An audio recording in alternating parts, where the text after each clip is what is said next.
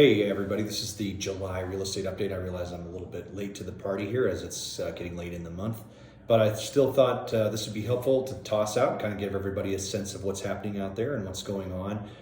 Getting a lot of questions this month, particularly in relationship to what's happening in the economy and how does that impact housing. So I thought we'd kind of break that down a little bit today. First question that everybody's is consistently on everybody's mind is housing in a recession? My answer would be, I think that we are. I definitely think that has started. I'm seeing a lot of different things that are trend lines in the horizon or that are out there that have definitely made an impact on what that value of housing is and what's actually happening within that market space. Back in February, that was kind of, I think, what I feel like was the end of the boom or the end of the peak of this whole thing. Interest rates were somewhere around 3 to 3.5%. Seeing lots of competitive stuff going on in the marketplace, multiple offers on homes. Inventory was super low and still remains low, but lots of pressures on that back in February with a lot of people trying to get in and trying to buy.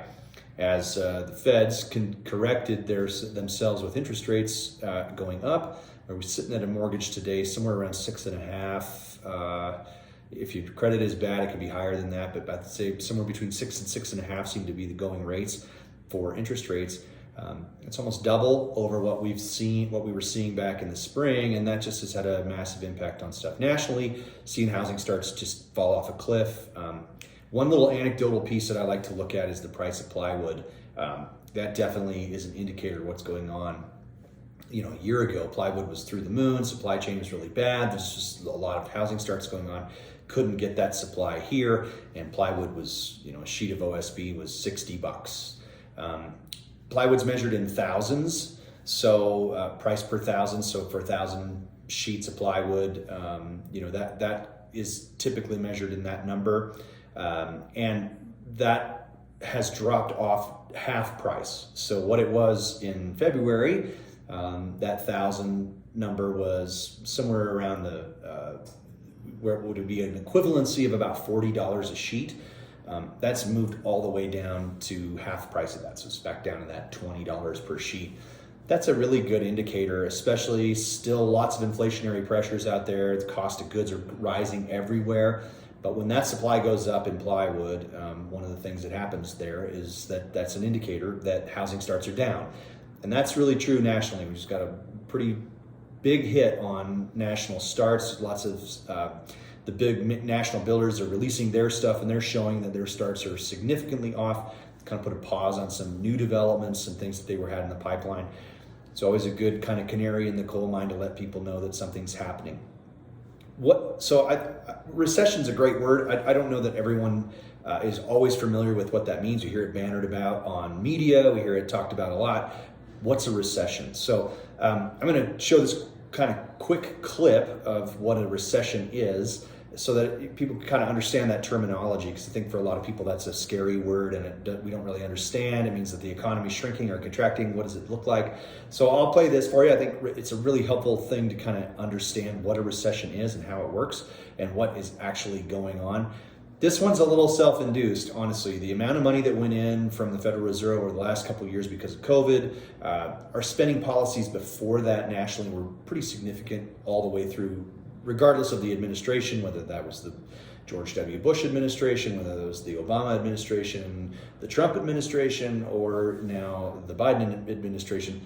Everyone has had their foot down on the spend pedal, and that's the results of that are that the dollar, when that much money comes into the system, it's printed, and that's how you kind of borrow against that debt. We've talked about the Federal Reserve stuff in the past. The only kind of thing that the Federal Reserve seems to have a recipe for to cure that inflationary cycle is to raise interest rates. So when you see that kind of acceleration in that, the end result is going to be that people put the brakes on spending. It's always what happens. When interest rates are low, it encourages borrowing, maybe sometimes irrational borrowing because the money's so cheap to actually borrow. That you kind of start to see that happening. But when they raise interest rates, people get more conservative. They tend to pull back on what they're spending on. So anyway, this is a good video about that, kind of let you know what a recession is. And so take a look at this one. We'll be right back. For millennia, the people of Britain had been using bronze to make tools and jewelry and as a currency for trade. But around 800 BCE, that began to change. The value of bronze declined, causing social upheaval and an economic crisis, what we would call a recession today. What causes recessions? This question has long been the subject of heated debate among economists, and for good reason. A recession can be a mild decline in economic activity in a single country that lasts months, a long-lasting downturn with global ramifications that lasts years, or anything in between. Complicating matters further, there are countless variables that contribute to an economy's health, making it difficult to pinpoint specific causes. So it helps to start with the big picture. Recessions occur when there is a negative disruption to the balance between supply and demand. There's a mismatch between how many goods people want to buy, how many products and services producers can offer, and the price of the goods and services sold, which prompts an economic decline. An economy's relationship between supply and demand is reflected in its inflation rates and interest rates. Inflation happens when goods and services get more expensive. Put another way, the value of money decreases. Still, inflation isn't necessarily a bad thing.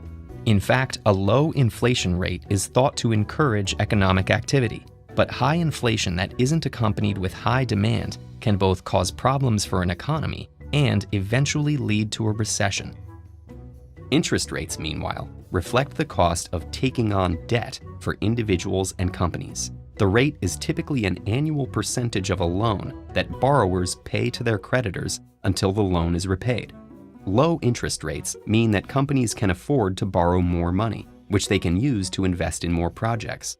High interest rates, meanwhile, increase costs for producers and consumers, slowing economic activity. Fluctuations in inflation and interest rates can give us insight into the health of the economy. But what causes these fluctuations in the first place? The most obvious causes are shocks like natural disaster, war, and geopolitical factors. An earthquake, for example, can destroy the infrastructure needed to produce important commodities, such as oil. That forces the supply side of the economy to charge more for products that use oil, discouraging demand and potentially prompting a recession. But some recessions occur in times of economic prosperity, possibly even because of economic prosperity. Some economists believe that business activity from a market's expansion can occasionally reach an unsustainable level. For example, corporations and consumers may borrow more money with the assumption that economic growth will help them handle the added burden. But if the economy doesn't grow as quickly as expected, they may end up with more debt than they can manage.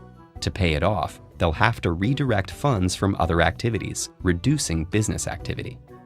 Psychology can also contribute to a recession. Fear of a recession can become a self-fulfilling prophecy if it causes people to pull back investing and spending. In response, producers might cut operating costs to help weather the expected decline in demand. That can lead to a vicious cycle, as cost cuts eventually lower wages, leading to even lower demand. Even policy designed to help prevent recessions can contribute. When times are tough, governments and central banks may print money, increase spending, and lower central bank interest rates. Smaller lenders can in turn lower their interest rates, effectively making debt cheaper to boost spending. But these policies are not sustainable and eventually need to be reversed to prevent excessive inflation. That can cause a recession if people have become too reliant on cheap debt and government stimulus. The Bronze Recession in Britain eventually ended when the adoption of iron helped revolutionize farming and food production. Modern markets are more complex, making today's recessions far more difficult to navigate. But each recession provides new data to help anticipate and respond to future recessions more effectively. So recessions that's a fascinating thing, kind of look through that, kind of understand that. What does that mean for Northern Colorado? I think that's always the question that happens here. We do live in a pretty insulated area, and generally even through really bad times, even through the last Great Recession, as people call it, we still built a lot of houses. We still saw a lot of things happening. We still saw sales happening at a pretty healthy level. 6 months supply of inventory is a pretty normal, stable market. That's kind of what it would be on average, something that people would say is a healthy market. I don't think we're going to move outside of a healthy market here. I still think people are going to want to be here. Over half of the people in northern Colorado, believe it or not, are employed by some form of government. This is particularly true in Fort Collins. CSU's a massive employer, but so is Poudre R1, so are the CDC, the Forest Service is there. If you add city governments and county governments, and you might even toss university health system in there as their kind of a quasi aspect of the government. That's not even counting that, but 50% of the people in our area work for the government. So what that means is that there's usually pretty stable employment around that. Most government agencies don't cut jobs, and most of the time they continue to raise their cost of living goes up an index with the index, and so they get raised every year, and that's pretty normal in government to see that happen. And because you have 50% of the people that are stable in that stable type of thing, you don't see as much constriction, I think, in our area, and you still see people coming here to move here and be here. Quality of life remains obviously high. That's why we all kind of choose to live here. That's still happening, and I don't see that necessarily falling off. I also see a lot of, as we've talked about before, political headwinds that keep growth supply very constrained and constricted. Add to that the water issues that continue to be larger and larger by the moment.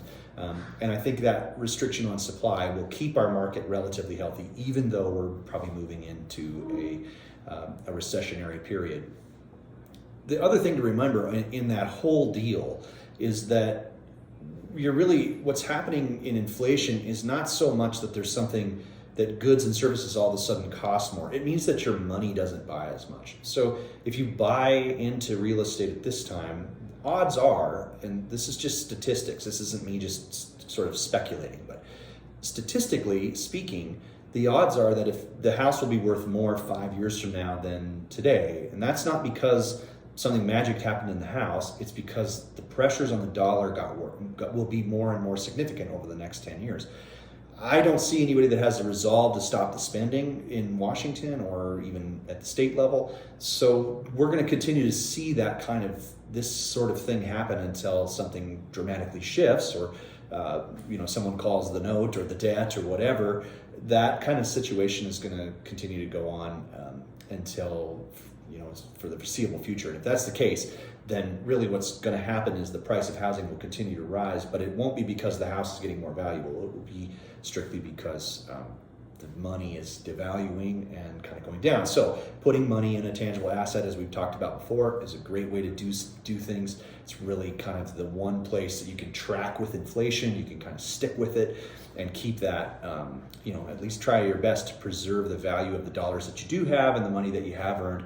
Real estate seems to be still consistently one of those things that even in down times, these become opportunity times, I think, because I think that the frenzy's off, and so you're going to see sellers who get into situations where they need to sell, and they will be willing to compromise on pricing. So we're starting to see it. And what this means for our economy is that because Fort Collins has all of those people that work within a very stable institution like the government or some kind of quasi-government piece, what you start to see, and this has been the case for the last 4 or 5 of these that I've lived through, the further out away from Fort Collins to the east that you get, the more that things start to not have the pressures that they've had. So let's use CSU as the core, sort of the centerpiece of everything in northern Colorado. CSU, everything around CSU will kind of remain healthy. It always has. Downtown Fort Collins, the appreciation rate is generally better over the course of time. That's really consistent in those neighborhoods. So I would say Fort Collins, when there's a great property in a good neighborhood, is still going to be a competitive situation.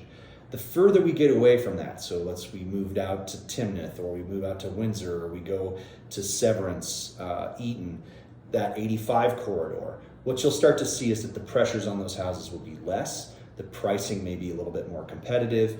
And we're already starting to see some of that stuff happening out there. We're seeing price reductions, and those are happening mostly on the other side. That's anecdotal, of course. Lots of different things are happening within the market, but more and more of what I'm seeing on the east side of I-25 is that is starting to constrict a little bit, and you're starting to see that as you move away from the core, which I would call the core would be CSU, the further you get away from that, the less demand there is on it, and so it becomes more of a stabilized, naturalized market out there. So that's starting to happen. I'm starting to see those things go on, starting to see it in with new construction quite a bit. So we're seeing things like Journey Homes is offering a $25,000 incentive to help you buy down interest rates or get into a program that might help you date your rate, which we can talk about that in a minute. That whole conversation can be a part of that, and that's a great incentive that's being offered. They're doing that on standing inventory because they need to move their money, and they're kind of, they have some things sitting now, which was not the case in February. They had a waiting list, they had things that were going on. Interest rates really put a heavy hammer down on that. They're a really good example. They had one neighborhood that got ultimately delayed in Windsor, and we've seen a lot of cancellations in contracts on that particular neighborhood simply because interest rates in the time that they said it was going to be ready to the time that it's now going to be ready have raised by almost 2 points, and that becomes unaffordable for what people choose to do with those houses. Payments go way up, and the number doesn't work. And so Journey's offering those incentives. I'm seeing that amongst other builders too, getting a lot more texts from builders that are saying, I have standing inventory, there's things out here that are available. And new construction will feel that first. They're going to be the highest premium dollars in the marketplace. So they're going to start to see that retraction first. Besides that, new construction isn't really very available anywhere else in Fort Collins. There's no new housing kind of coming in there other than a few satellite sort of neighborhoods like Mosaic and other things out there that are a little bit on the edges of town. There isn't really any new construction stuff, no real new developments in Fort Collins, and so you'll see that they have all moved on to the east side of I-25. They're in the Timnath area, they're going to be in the Windsor area, they're going to be in that kind of West Greeley stuff, and you'll see this constriction start to happen quite a bit. Just anecdotally, it's kind of a real thing that's going on. Those incentives hit, you start to see it, those are kind of canary in the coal mines that describe what's going on within the marketplace. What that means for us as people who are in this game and who are trying to play in the real estate space, I think what it means for us is that those opportunities will be there.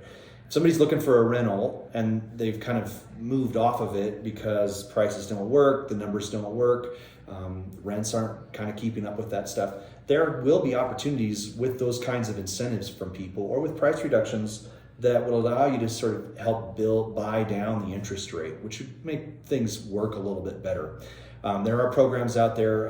One thing that people have been talking about, lenders have been talking about, is dating your rate, which means that they're anticipating that somewhere in the future this is going to get fixed and there'll be a chance to refinance. I'd encourage that. I encourage that thought to some degree. I think it's a valuable thought in that if you want to buy real estate, I don't think that the prices are going to go down necessarily, and statistically that's not the case. I've got some videos out there that talk about that before.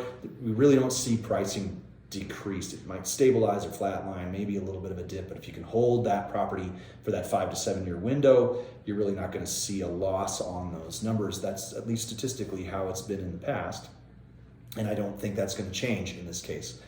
But what it will do is that date your rate kind of conversation is really about buying the house at the price that you want, and then sort of overpaying in the premium on interest rates and waiting until you can refinance at a lower number. Keep in mind that when you do that, you really need at least a half a point, 3/4 of a point in reductions in order to cover the costs in a year that it takes to refinance, because lenders make money on refinancing. So that kind of situation allows for some of that you need to understand. If it goes down a 1/4 point, that's not enough to refinance your house on.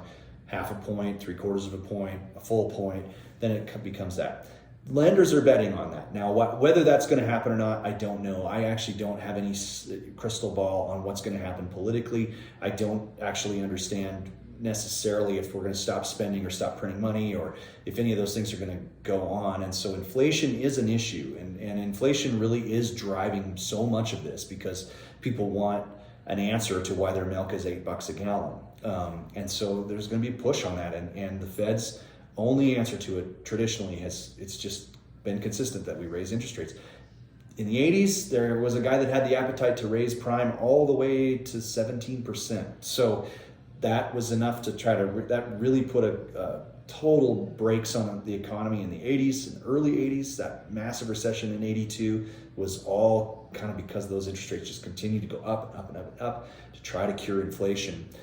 There's some argument that that really did do some of that to large measure, in that it kept it at bay, and that we've had 40 to 50 years here of fairly healthy, stable, tolerable inflation. This is not tolerable for the average human. To see 8% interest rate, or 8% inflation, is not tolerable for most people. So there's going to be a need or some desire amongst the politicians to think that they can fix this and they need to fix this. We'll see how that all plays out. But I would just be aware. I wouldn't get into any arms or anything like that. If you do, they need to be 5 to 7 years out, because I'm not sure that those interest rates are going to just automatically just drop off a cliff here in the next year. I think we're going to see this stabilization somewhere in that 6 to 7% of inflation or interest rates, and I think that's what's going to happen for the next foreseeable future. So just keep that in mind. I do think that gives us some opportunities. I think that housing prices, as they get further east, still desirable communities, still places that are good places to live, and in the long run, if you can hold a property for 5 to 7 years, I think this might be a buying opportunity for people. Takes some risk, and certainly takes a little bit of appetite for it, and to pay that a higher interest rate. You're looking at rentals with interest rates being what they need to be, that they really don't cash flow unless you've got 30% down in the moment. So keep that in mind. New construction becomes a really good place to actually buy stuff, though, if you want to do rental stuff, because of these incentives that they might be offering. There's lots of tricks as well within the contract that asks sellers to pay a concession. Typically, you can pay up to 3% of your mortgage stuff in concessions. So that can cover lender costs, that can cover closing costs, that can cover buying down of interest rates. So most programs allow you between 2 and 3% of concessions, and that can be a really good way to help make the payment work and still get the person on the other side the dollars that they want. Borrowing those monies is much less expensive than actually the payment that comes across, the payment reduction. So another opportunity out there. I think that's it for this month. I do think it's a very interesting time to watch real estate. A lot of people feel like real estate markets move really slowly. They're not nearly as volatile as the stock market. The reality is markets move fast, and this one's moving pretty quickly. We're seeing a lot of things happen. Sellers are going to be pretty disappointed, I think, because they will feel like they missed out on the opportunity that was there even just 4 months ago. We really, I think, are probably at the end of any of those frenzy type of things, especially as you get east of I-25. And I think sellers will be disappointed if there's, or need to readjust their expectations about how this is going to look. Probably not going to be multiple offers, probably not. May even have to give some concessions, may have to be in that situation where they need to give away some money in order to make the interest rate work, for the payment to work at the price they want to sell the house at. So something to consider, some good opportunities out there, but that's it for this month. I think if you have any questions about any of this, or if I've talked too fast or rambled too much, give me a call. We'll grab coffee or beer or something like that. I'd love to just visit with you about your questions about it. I think there are some really good things happening. I think the stabilization in the market can be a really healthy deal. We've been in a very unhealthy market, unfair to buyers that want to get into the real estate game, or really just need a house and don't want to pay rent any longer. It's been in a pretty cruel market. It's going to be a cruel market for the sellers for a minute, and I think that's okay. And on a lot of levels, I think that will stabilize things, make it a little bit healthier. We'll just have to watch and see what happens with inflation and interest rates.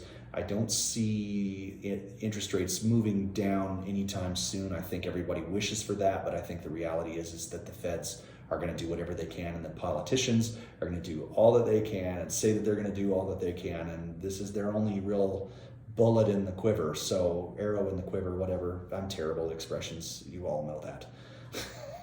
Anyway, thanks for listening, and give me a call. We'll go out and talk it further if you want to do it.